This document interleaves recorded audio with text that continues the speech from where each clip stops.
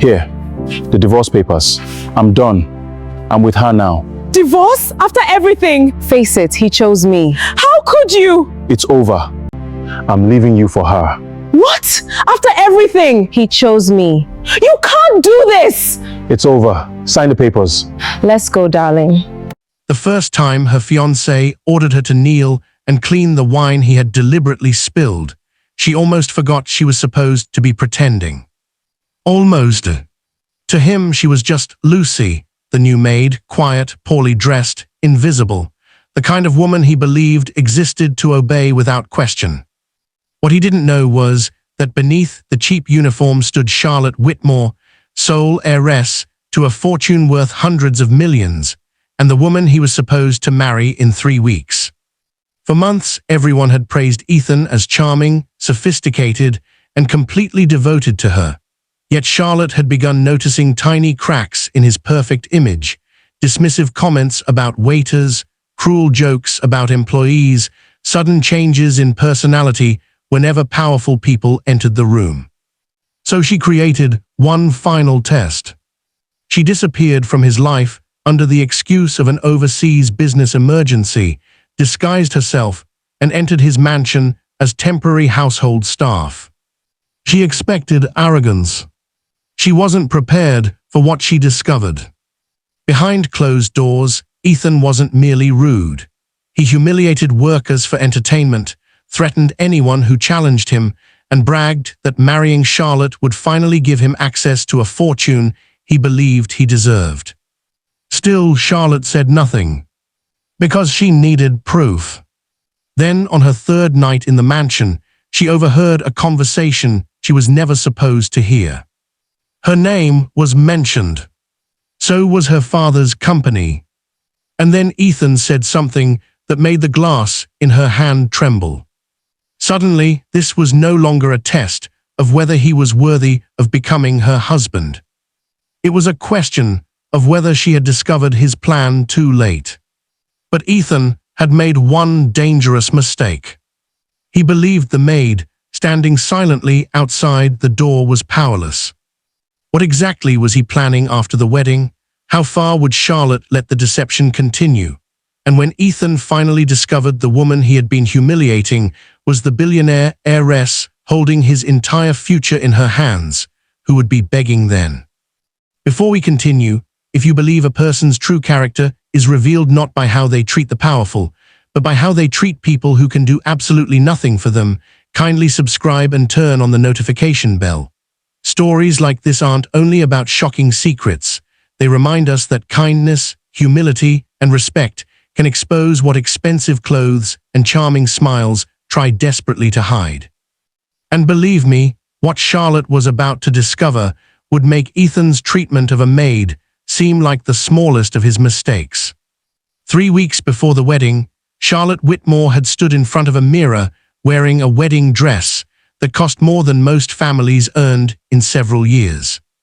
Everyone in the private fitting room had called it perfect.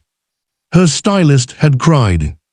Her closest friend, Madison Reed, had clasped both hands over her mouth and whispered, "Ethan is going to lose his mind when he sees you." Charlotte had smiled, but something inside her had remained strangely still. The dress was ivory silk, handmade in Paris, with tiny crystals stitched along the waist. Her father had joked that if her late mother were alive, she would have demanded a less expensive gown and then secretly paid twice as much for it herself. That thought should have made Charlotte laugh. Instead, she remembered a waiter. It had happened 2 nights earlier. Charlotte and Ethan had been dining at Bellamy, one of Manhattan's most exclusive restaurants. The waiter, a young man who couldn't have been older than 22, had accidentally brought sparkling water instead of still. Charlotte barely noticed. "Ethan did. I said still." The waiter apologized immediately. "No problem," Charlotte had said. But Ethan stared at him. "Is listening difficult for you?" The young man froze. "Ethan," Charlotte murmured. "What?" Ethan smiled, as though nothing unusual had happened. "I'm helping him. People only improve when someone tells them they're incompetent. Then the restaurant owner approached their table. Ethan changed instantly. He rose, smiled warmly, shook the man's hand and praised the restaurant, the service, the wine, even the staff. Charlotte remembered watching the transformation. It had taken less than 3 seconds. Later, when she questioned him in the car, Ethan laughed. "You're too sensitive." Maybe she was. That was what she had told herself. Then other moments returned. The driver he had berated for taking a wrong turn. The florist he had mocked because of her accent. The hotel bellman Ethan had ignored until he learned the man's father owned a construction company. Small things. Tiny things. But Charlotte's father had taught her that disasters often announced themselves as details people preferred not to notice. Thomas Whitmore had built Whitmore Hospitality Group from 3 struggling hotels into an international company worth nearly $2 billion. Yet despite the wealth, he had insisted Charlotte work summer jobs from the age of 16. Not executive internships. Real jobs. Laundry rooms. Front desks. Banquet setup. Kitchen inventory. Once, when Charlotte complained that a supervisor had spoken harshly to her, her father had said something she never forgot. "Money can tell you how successful someone is, sweetheart. Power can tell you how influential they are. But if you want to know who someone really is, watch how they treat a person they believe they'll never need." At 16, she had rolled her eyes. At 31, those words began keeping her awake. Her mother, Margaret, had believed the same thing. Charlotte still remembered being 9 years old and sitting inside a Whitmore hotel lobby while Margaret spoke to a housekeeper whose husband had been hospitalized. Her mother had missed a board meeting that afternoon. Charlotte's father had asked why. Margaret answered simply, "The board had 12 people waiting for me. Susan had nobody." Margaret died 6 years later after a long battle with cancer. Charlotte inherited her mother's blue eyes, her stubbornness, and according to Thomas, the dangerous habit of trusting people until they gave her a reason not to. Ethan had finally given her one. Perhaps several. The maid disguise began as an idea Charlotte herself considered ridiculous. She told Madison first, "You want to do what? Work in his house? As a maid? For a few days?" Madison stared. "That is either brilliant or evidence you need immediate psychiatric evaluation." Charlotte almost abandoned the plan. But Ethan's mansion complicated things in her favor. He had purchased the property only 4 months earlier and replaced much of the staff. Temporary workers came and went through an agency. Ethan spent little time learning their names. With help from Helen Brooks, a 62-year-old staffing manager who had worked for Whitmore Hotels for decades, Charlotte obtained a uniform, simple glasses, a dark brown wig, makeup that softened the distinctive features photographed constantly by society magazines, and temporary agency credentials under the name Lucy Miller.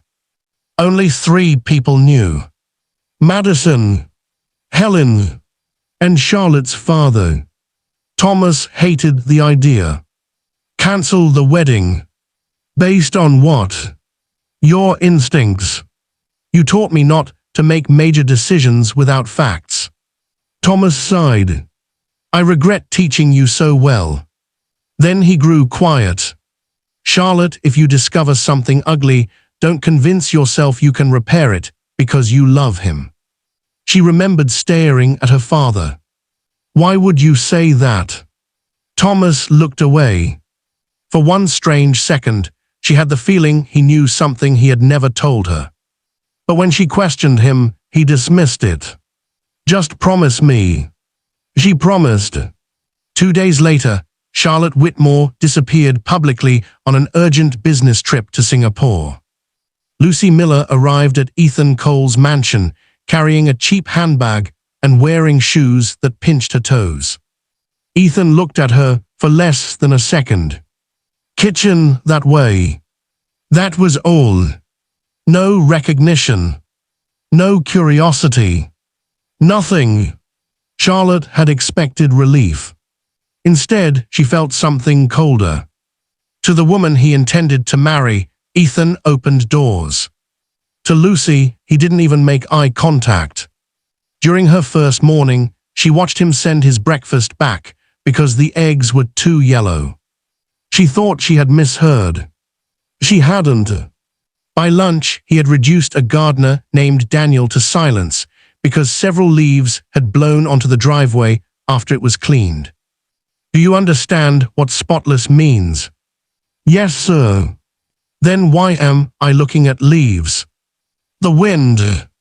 Did I ask for a weather report? Charlotte felt heat rise inside her. Daniel lowered his eyes. That evening, Ethan received a call from Charlotte. She made it from a private room upstairs, while Lucy was supposedly buying household supplies. His voice transformed. Baby. Charlotte almost laughed. I miss you. I miss you more. How are things at home? Boring without you. He sounded affectionate. Tender. Exactly like the man she thought she knew. Then a crash sounded somewhere near him. His voice moved away from the phone. What the hell was that? A staff member apologized. Ethan snapped, then use your hands like an adult. 2 seconds later, he returned. Sorry, sweetheart, where were we? Charlotte stared at herself in the mirror. Nowhere, she whispered. The next day came the wine. Ethan was meeting 2 businessmen in the library. Charlotte entered, carrying a tray. One guest thanked her. Ethan didn't. As she placed the bottle down, Ethan tilted his glass deliberately. Red wine spilled across the pale carpet. Charlotte knew it was deliberate because she saw his finger push the stem. He looked down, then at her. Clean it. She reached for a cloth. No. Charlotte stopped. Ethan pointed toward the carpet. On your knees, if you're going to clean something, do it properly. Something inside her nearly snapped. She imagined removing the wig. She imagined watching his face collapse. She imagined asking him whether the woman he called sweetheart should kneel too. Instead, Charlotte lowered herself. One of the businessmen shifted uncomfortably. Come on, Ethan, it was just a spill. Ethan laughed. People need discipline. Charlotte dabbed the wine from the carpet. Her mother's voice seemed to return from 20 years earlier. Never confuse being unable to retaliate with being weak. Charlotte looked up. Ethan was no longer watching her. That saved him. Because if he had looked into her eyes for another second, he might have recognized something. That night, Charlotte called her father. Dad. Thomas immediately heard it. What happened? She told him. Silence. Then Thomas said, come home. Not yet. You have your answer. I think there's more. What makes you think that? Charlotte looked toward Ethan's study from the dark hallway. Because cruel men enjoy power. Thomas said nothing. And Ethan suddenly has more money than he should. That was another crack. Ethan came from comfortable circumstances, but not enormous wealth. He owned a private investment firm, Cole Capital, that appeared respectable. Yet in 6 months, he had purchased a $12 million mansion, a private aircraft share, and 2 expensive cars. Whenever Charlotte asked, he mentioned successful investments. She had believed him. Now she remembered something else. 3 months before their engagement, Ethan had asked casually how voting rights worked inside Whitmore Group. She explained that her father retained controlling influence through a family trust and that Charlotte would eventually inherit his voting shares. Ethan had kissed her forehead. Sounds complicated. Then he changed the subject. At the time, it meant nothing. Now it meant too much. On the third night, Charlotte was carrying an empty glass tray toward the kitchen when voices drifted from Ethan's study. The door was almost closed. Almost. Once she signs, Thomas is finished. Charlotte stopped. Her father's name. The second voice was lower. Familiar. You're getting ahead of yourself. Charlotte knew that voice. She moved closer. Ethan replied, I spent 18 months pretending to worship her. I'm allowed to enjoy the finish line. Charlotte's breathing stopped. 18 months. They had met 18 months earlier. Exactly. The other man said, the wedding gets you proximity, it doesn't give you control. It will when Charlotte signs the authorization package. She reads everything. Not when she trusts me. A pause. Then Ethan laughed. Besides, she's sentimental. Tell her the documents protect her father's legacy. She'll sign them before dessert. The tray trembled in Charlotte's hands. The second man stepped closer to the door. Charlotte retreated into the shadow beside a massive cabinet. Then he spoke again. We need the proxy transferred before Thomas learns about the debt. Ethan's voice hardened. He won't. You do know Thomas Whitmore. I know old men with heart problems. Charlotte's stomach turned. Then came the sentence that changed everything. If his condition suddenly gets worse after the wedding, no one will question Charlotte's husband stepping in to help manage the crisis. Charlotte nearly dropped the tray. Her father had suffered a mild heart attack 2 years earlier. Very few people outside the family knew the details of his medication. Ethan knew, because Charlotte had told him. The other man emerged from the study. Charlotte caught only his silhouette. Broad shoulders, grey suit, silver watch. But when he passed beneath the hallway light, Charlotte saw his face. Grant Mercer, her father's executive vice president. A man who had attended Charlotte's birthdays since she was 12. A man who had stood at her mother's funeral. A man Thomas Whitmore had once called the brother he never had. Charlotte pressed one hand against the wall. Grant paused. For one terrifying moment, she thought he had seen her. Then Ethan called his name. Grant turned back. Charlotte silently slipped through the service door. Inside the pantry, she leaned against the shelves. Her heart hammered. This wasn't about Ethan being arrogant. It wasn't even about money. The man she planned to marry was conspiring with someone inside her father's company. And somehow her father's health was part of their plan. A memory suddenly returned. 2 months earlier, Thomas had become sick during dinner. Nothing severe. Dizziness. Nausea. Grant had been there. So had Ethan. Ethan personally brought Thomas a glass of water. Charlotte closed her eyes. No. She refused to leap toward the worst conclusion without evidence. But her father's warning returned. If you discover something ugly, don't convince yourself you can repair it because you love him. He knew. Maybe not everything, but something. The following morning Charlotte considered leaving. Instead, she made a decision that frightened even her. She stayed. She hid a recording device inside the lining of her uniform. For 2 days, nothing happened. Ethan insulted the staff, complained, threatened, performed kindness whenever guests arrived. Charlotte watched his personality switch so effortlessly that she began wondering which version was the performance. Perhaps both. On Friday afternoon, a housekeeper named Rebecca accidentally broke a decorative vase. She turned pale. "I'm sorry, Mr. Cole." Ethan stared at the pieces. "That was $6,000. I'll pay for it." "With what?" Rebecca swallowed. "You probably don't make $6,000 in 3 months. Charlotte stepped forward instinctively. "I bumped the table." Rebecca looked at her. Ethan turned. "You?" "Yes, sir." It was a lie. A deliberate one. Ethan walked toward Charlotte. For the first time since she entered the house, he studied her face. Really studied it. "You know," he said slowly, "there's something about you." Charlotte's blood chilled.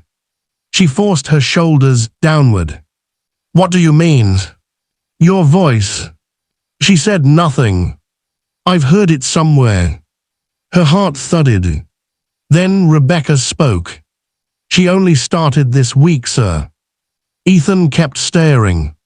Charlotte deliberately adopted the flatter accent she had practiced with Helen. "I get that sometimes." His expression shifted. Then he smiled.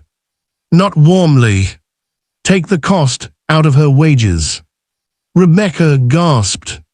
Charlotte knew Ethan couldn't legally deduct whatever he pleased, but correcting him would invite questions. "Yes, sir." Ethan stepped closer. "And Lucy?" "Yes." "If you lie to me again, you're gone." Charlotte met his eyes. For half a second, neither moved. Then she lowered hers. "Yes, sir." Ethan walked away. Rebecca whispered, "Why did you do that?" Charlotte stared after him. "Because people like him count on everyone being too afraid to stand beside each other." Rebecca looked at her strangely. "You don't talk like a maid." Charlotte's chest tightened. Then Rebecca smiled sadly. "No offense." Charlotte almost smiled back. "None taken." That night she called Madison. His closest partner in this is Grant Mercer. Madison went silent. "No. I saw him." "Your dad's Grant?" "Yes." "My God. I need to know what they're signing after the wedding." Madison's voice became urgent. "Charlotte, this stopped being a relationship test approximately 1 felony ago." "I know." "Leave." "Not yet." "What are you trying to prove?" Charlotte looked toward her engagement ring sitting inside a hidden pouch beneath the false bottom of her suitcase. "That I wasn't blind." Madison softened. "You loved him." Charlotte swallowed. Past tense. Madison had used past tense. Charlotte realized she already was too. "I need to understand how he found me." "What?" "Ethan didn't randomly meet me." Charlotte remembered the night of the charity gala. She had been standing near a balcony after giving a speech when a waiter nearly collided with her. Ethan caught the champagne flute before it spilled onto her dress. "Lucky reflexes," he joked. They spent 2 hours talking. He claimed he had almost skipped the event. He loved the same obscure jazz singer Charlotte loved. He had read her favorite novel. He knew enough about architecture to discuss her mother's restoration project in Boston. At the time, it felt like fate. Now she wondered whether fate had been carrying notes. The next afternoon, Charlotte entered Ethan's study while he was at a meeting. She had 6 minutes. The desk drawers were locked. She found nothing behind the books. Nothing inside the cabinet. Then she remembered Ethan's habit. Whenever he was nervous, he touched his watch. Whenever he was hiding something, he touched the lower right drawer of his desk. She had seen him do it twice. Charlotte knelt. Locked. She searched beneath the desk and found a small magnetic key taped underneath. The drawer opened. Inside lay contracts, financial statements, and a photograph. Charlotte picked it up. It showed her leaving Whitmore headquarters 18 months earlier. A date had been written on the back. 3 weeks before she met Ethan. Beneath the photograph were printed pages containing information about her. Favorite restaurants, travel habits, university, charities, friends, preferred flowers, her mother's name, even the jazz musician. Charlotte covered her mouth. Their first conversation had not been chemistry. It had been research. A sound came from the hallway. She replaced everything except one document she photographed quickly with her phone. Footsteps. Closer. Charlotte locked the drawer. The study door opened. Ethan stood there. For 1 second, neither spoke. What are you doing? Charlotte held a feather duster. Cleaning. My study is private. I'm sorry. His eyes narrowed. Then he looked at the desk. Charlotte forced herself not to follow his gaze. Get out. Yes, sir. She moved toward the door. Lucy. She stopped. Ethan came closer. You ever been married? The question caught her off guard. No. Engaged. Charlotte almost laughed from the cruelty of it. No. Good. He glanced toward the desk. Marriage makes people stupid. Charlotte looked at him. Does it? People think love protects them. His smile returned. It doesn't. Charlotte left without answering. That evening, she sent the photographs to her father's attorney. The document concerned a restructuring agreement scheduled to be presented to Charlotte 48 hours after the wedding. Buried deep inside the language was a temporary voting proxy. If signed, Ethan could exercise Charlotte's trust voting rights during any period in which Thomas was deemed medically unable to serve. Grant controlled enough remaining board support to make the consequences devastating. But there was something worse. The attorney called Charlotte. The agreement refers to a medical certification already prepared. Charlotte's fingers tightened around the phone. For Dad. Yes. Who signed it? A physician named Dr. Richard Lawson. Charlotte knew him. Her father had fired Lawson 11 months earlier for falsifying expenses. Her mind began assembling pieces she desperately wished did not fit. Grant. Lawson. Ethan. Her father's health. The wedding. A medical crisis. A proxy. An emergency board vote. This had been built long before Ethan proposed. Maybe before Ethan even kissed her. Charlotte suddenly remembered her father's face the night she announced the engagement. Everyone else applauded. Thomas hugged her. But afterward, when no one was watching, he stared across the room at Grant. Grant looked away first. Why hadn't her father warned her? She found out the following morning. Thomas arrived secretly at a small apartment owned by Helen Brooks. Charlotte entered still dressed as Lucy. Her father looked at her uniform and winced. I hate this. You knew Grant was suspicious. Thomas lowered his head. Yes. How long? About 6 months. Charlotte stared at him. And you said nothing. I had suspicions about missing money routed through subsidiaries, nothing I could prove. Grant had been beside me for 30 years. That's not an answer. I didn't know Ethan was involved. You knew enough to worry. Thomas looked older suddenly. I was afraid if I accused Grant without evidence, you would think I was trying to destroy your marriage because I didn't approve of Ethan. Didn't you? No. Why? Thomas hesitated. Because he reminded me of someone. Who? Me. Charlotte blinked. Her father leaned back. When I was young, I was ambitious to the point of cruelty. Your mother changed the direction of my life before success made me unbearable. Charlotte had never heard him admit that. I thought Ethan might grow. Thomas looked toward the window. That was arrogance on my part. I assumed every man could become better simply because I had.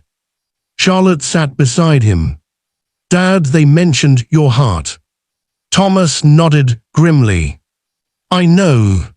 For the first time, fear replaced anger. Have your medication tested. I already did.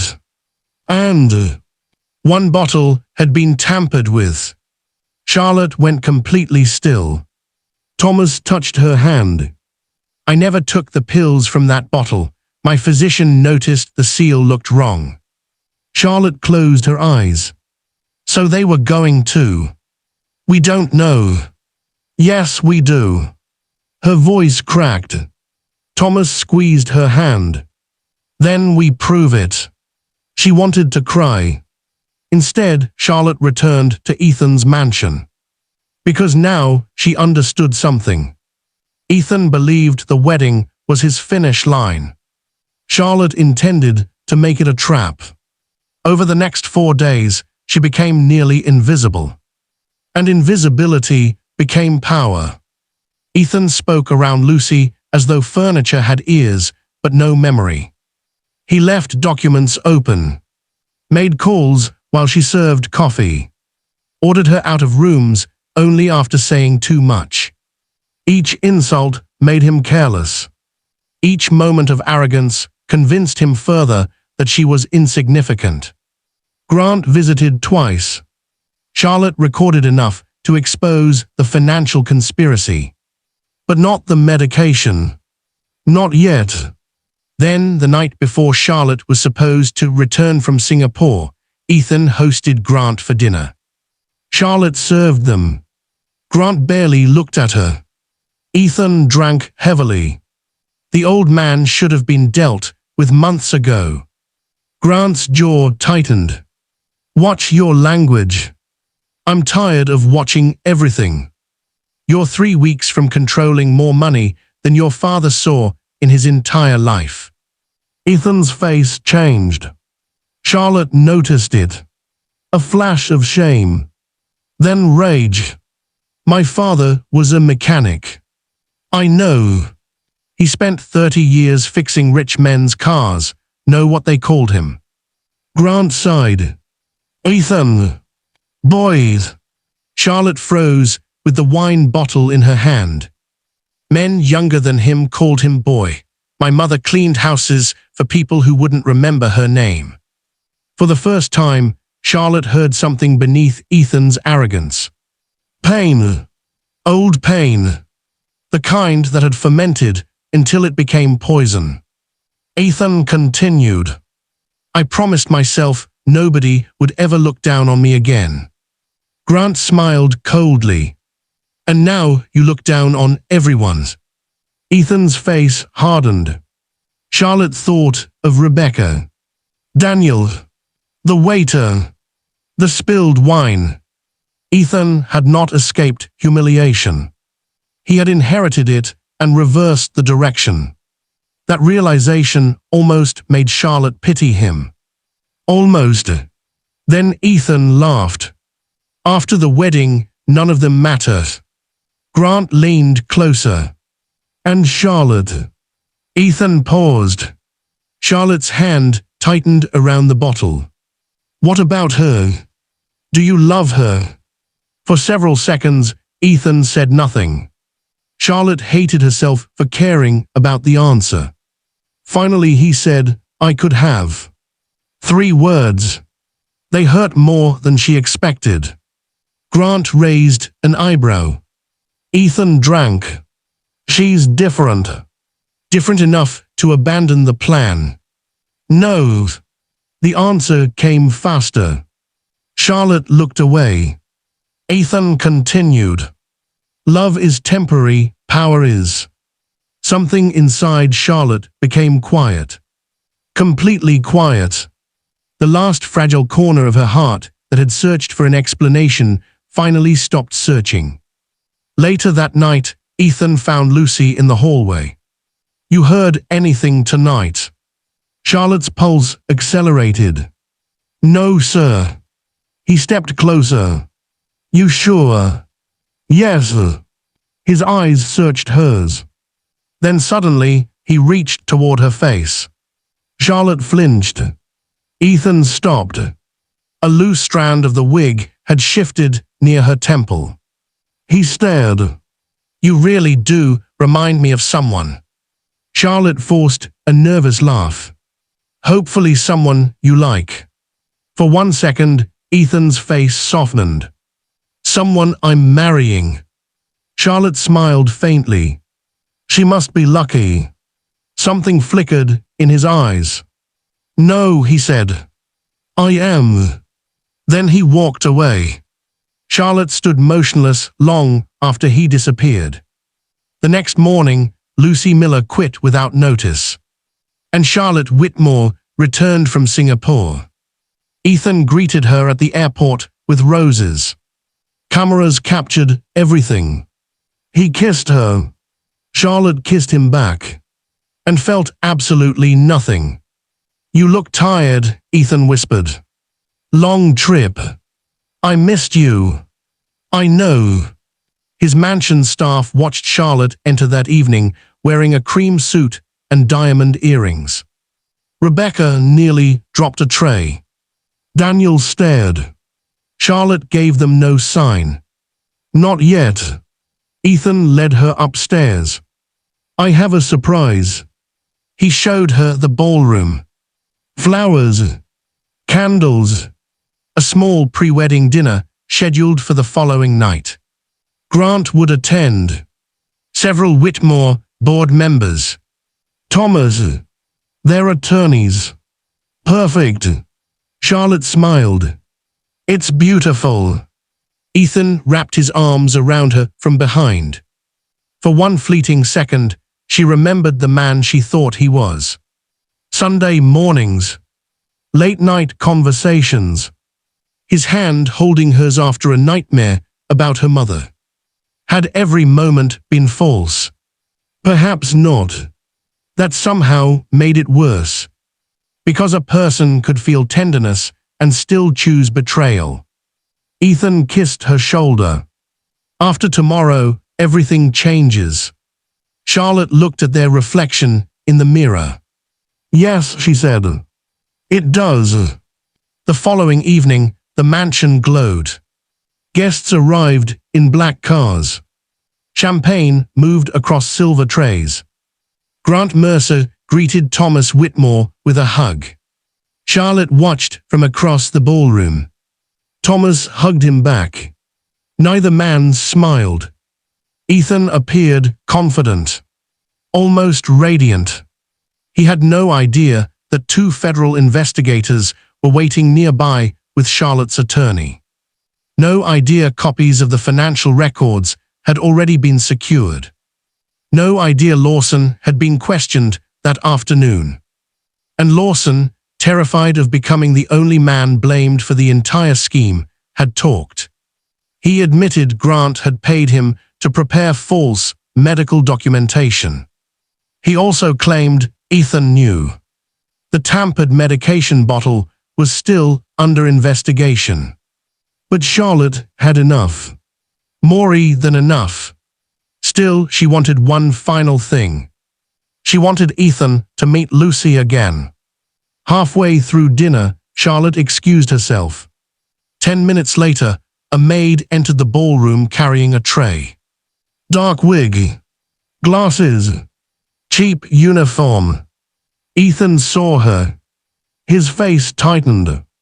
Lucy. Conversation faded. Grant went pale. Lucy approached Ethan. I thought you quit. She put the tray down. I came back for something. Ethan glanced at the guests. Not now. You told me people need discipline. His jaw tightened. Get out. You told me marriage makes people stupid. Grant stood. Ethan. But Charlotte continued. You said love doesn't protect people. Ethan stared. The room had gone completely silent. Then Lucy removed her glasses. Ethan's expression changed.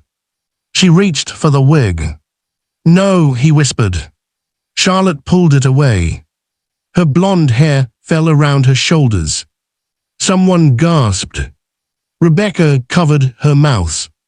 Daniel stared. Ethan stepped backward. Charlotte looked directly into the face of the man who had ordered her to kneel. Hello, Ethan. His lips parted. Charlotte. Grant moved toward the door. Thomas's attorney blocked him. Ethan looked around wildly. This is insane. Charlotte reached into her apron. She placed a small recorder on the table. Ethan's face drained of color. You recorded me. For a man who thinks maids are invisible, you certainly said a lot around one. Charlotte, listen. No. Baby. Don't call me that. His voice lowered. I can explain. You researched me before we met. Silence. You learned what music I liked, what books I read, where I traveled. You arranged our first meeting. Grant did that. Grant snapped. You agreed to everything. Ethan turned. Shut up. Charlotte almost smiled. There it was. Loyalty among thieves, collapsing in less than 10 seconds. Thomas stepped forward. Ethan looked at him. Thomas, this isn't what she thinks. Thomas's face was calm. That sentence has saved very few guilty men. Ethan turned back to Charlotte. Yes, I wanted access to the company at first. At first. But then I fell in love with you. Charlotte stared. Behind Ethan stood Rebecca, the woman he threatened over a vase. Daniel, the gardener he humiliated. Others whose names Ethan had never bothered learning. Charlotte asked quietly, when? He blinked. When what? When did you fall in love with me? Before or after you planned to steal my voting rights? Charlotte. Before or after you discussed exploiting my father's heart condition. I never touched his medication. Grant laughed bitterly. Every head turned. Ethan's face changed. Grant realized too late what he had done. Thomas spoke softly. We didn't mention medication. Silence descended. Ethan turned slowly toward Grant. You idiot. Grant's face collapsed. Charlotte felt no triumph. Only grief. Because betrayal looked less glamorous when cornered. It looked small. Ethan reached for Charlotte's hand. She stepped away. Don't. His expression broke. Everything wasn't fake. I know. He stopped. That answer seemed to hurt him more than accusation. Charlotte continued. That's the saddest part. His eyes reddened. You know me. No. She glanced toward the discarded maid's wig. I finally do. Ethan looked toward the room. Powerful executives. Attorneys. Thomas. Security. Suddenly, his posture changed. The confidence disappeared. Charlotte, please. There it was. Please.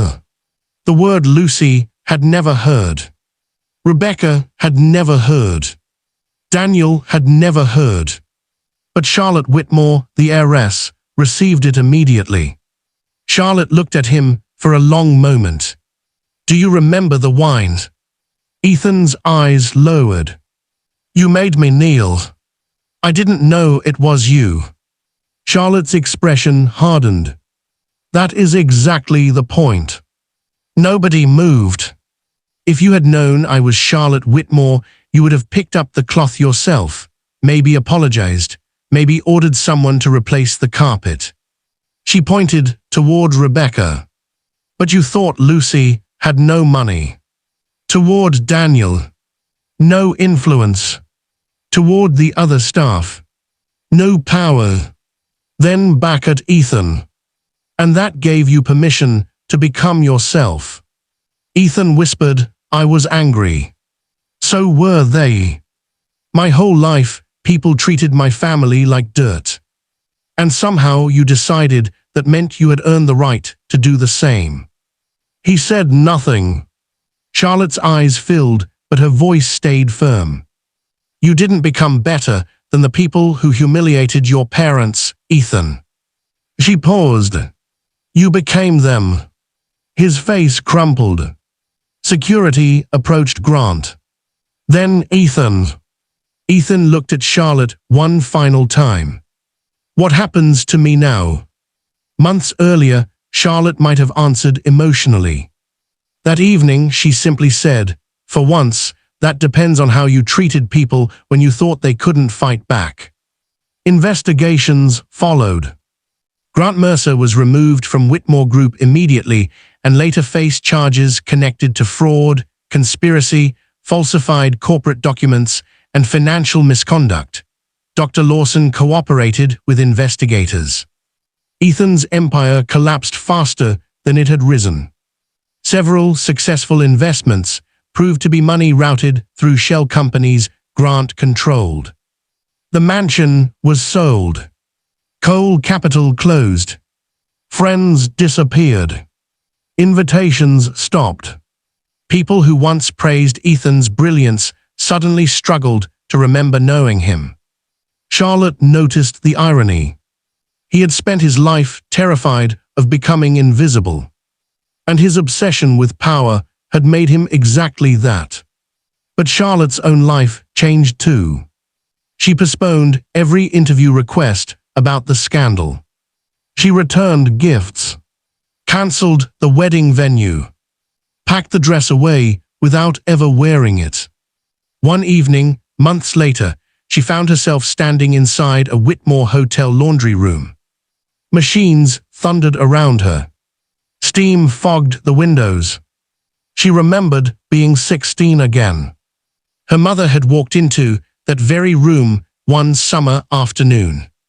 Young Charlotte had complained. My friends are in Europe. Margaret had smiled. And you're folding towels. It's unfair. Probably. Then why are you making me do it? Her mother picked up a towel, folded it once, then again. Because one day people will stand when you enter rooms. Charlotte had frowned. So, Margaret looked at her. I want you to remember that standing doesn't make them smaller. The memory broke Charlotte. She sat on a stool and cried for the first time since the engagement ended. Not because she wanted Ethan back. She didn't. She cried for the woman who had believed him. For the future she had imagined. For the children whose names they had jokingly discussed. For the wedding photograph that would never exist. For the humiliating truth that intelligence did not make anyone immune to deception. Thomas found her there. He didn't speak. He simply sat beside his daughter. After several minutes, Charlotte said, I should have known. Thomas shook his head. People always say that after betrayal. I missed things. Of course you did. Why?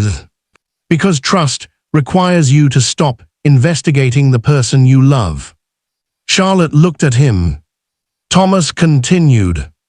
That's what makes betrayal so ugly. It weaponizes something decent. She rested her head against her father's shoulder. Was Mom ever wrong about someone? Thomas laughed softly. Constantly. Really? She trusted a terrible young businessman once. Charlotte smiled through tears. You. Unfortunately. What changed you? Thomas looked toward the machines. Being loved by someone who expected me to deserve it. A year passed. Whitmore Group changed. Charlotte established an independent worker protection council across every company property. Employees could report mistreatment anonymously, even when the complaint involved senior executives. Managers were evaluated not only by profit. Staff turnover mattered. Employee complaints mattered. Workplace conduct mattered. Every executive, including Charlotte, spent several days each year working alongside frontline staff. Critics called it publicity. Charlotte didn't care. Rebecca eventually joined Whitmore Hospitality as an employee relations coordinator. Daniel started his own landscaping business. Charlotte became his first corporate client. At the opening of a new Whitmore hotel in Chicago, reporters crowded the lobby. One asked Charlotte the question she had been avoiding. Do you regret pretending to be a maid? Charlotte considered it. No, even after everything you discovered. Especially because of what I discovered. Would you test someone like that again? Charlotte smiled faintly. I hope I never need to. Another reporter shouted, what did the experience teach you? Charlotte turned toward the hotel lobby. Guests crossed polished marble floors. A bellman carried luggage. A housekeeper pushed a cart toward an elevator. A wealthy businessman walked past both without looking at them. Charlotte watched him, then answered. Power doesn't create character as often as people think. The reporters waited. It reveals it. That evening, long after the cameras disappeared, Charlotte walked through the lobby alone. An older housekeeper struggled with a supply box. Charlotte immediately grabbed the other side. Oh, Ms. Whitmore, you don't have to do that. I know. Together, they lifted it. The woman smiled. My granddaughter follows you online. Charlotte laughed. Tell her I said hello. The housekeeper nodded toward Charlotte's expensive dress. You know, you don't act like someone worth hundreds of millions. Charlotte smiled. My mother would consider that a compliment. They carried the box into the service corridor. For a moment, Charlotte remembered Lucy. The glasses, the wig, the cheap shoes, the carpet stained with wine. Ethan pointing downward. On your knees. Back then he had believed kneeling made her powerless. But Charlotte finally understood something he never had. Dignity was not granted by wealth. It was not granted by job titles. It was not granted by expensive houses, influential friends, tailored suits, or people standing when you entered a room. Dignity belonged equally to the billionaire and the maid. The difference was that some people were powerful enough to forget it. And some painful lessons were valuable precisely because you learned them before saying, I do. Dear viewers, if you support Charlotte's decision to look beyond charm, wealth, and appearances, and if you believe every human being deserves respect regardless of whether they are a maid, waiter, driver, employee, millionaire, or billionaire, kindly subscribe and turn on the notification bell for more powerful stories like this. And tell us in the comments, was Charlotte right to disguise herself and test Ethan, or should trust in a relationship never be tested this way? And if someone treats powerless people cruelly but treats you like royalty, would you stay with them?